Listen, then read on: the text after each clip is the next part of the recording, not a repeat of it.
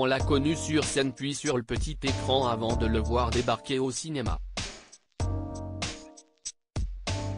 À 47 ans, voilà maintenant près de 3 décennies que Jamel Debbouze fait rire son public.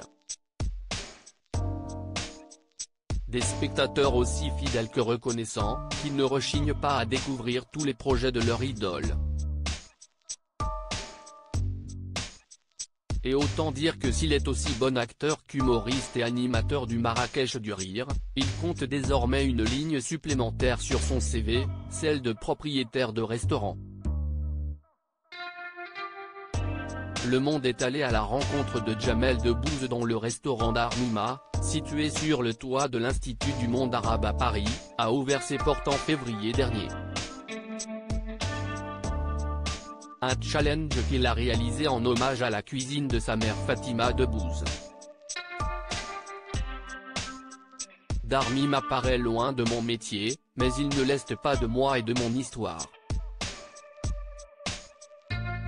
Car ce restaurant est en l'honneur de ma mère Fatima, qu'on appelle Mima dans la famille. Il fait écho à la cuisine marocaine de mon enfance, indique Jamel Debbouze. Au menu, les plats traditionnels et familiaux que l'on trouve au Maroc, mais aussi une belle carte des vins qui ravit les clients. Mais ces derniers ne doivent pas dire merci à Jamel Debbouze sur ce coup-là, je ne bois pas de vin. Notre sommelier a fait de très bons choix, d'après ce que j'ai entendu de la part des clients. Il y a des vins d'un peu partout et également du Maroc, où ils sont aussi de grande qualité, rajoute-t-il.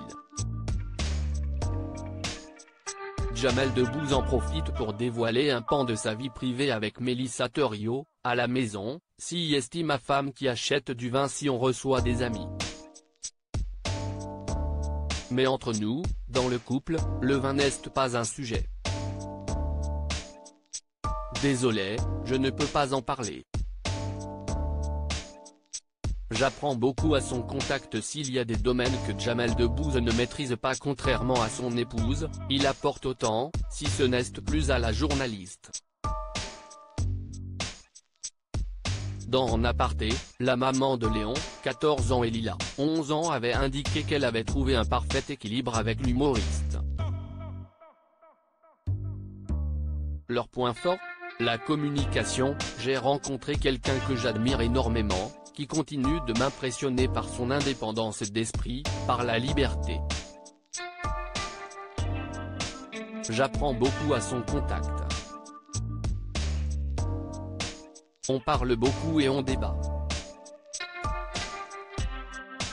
On a des avis parfois, non pas opposés, mais finalement complémentaires.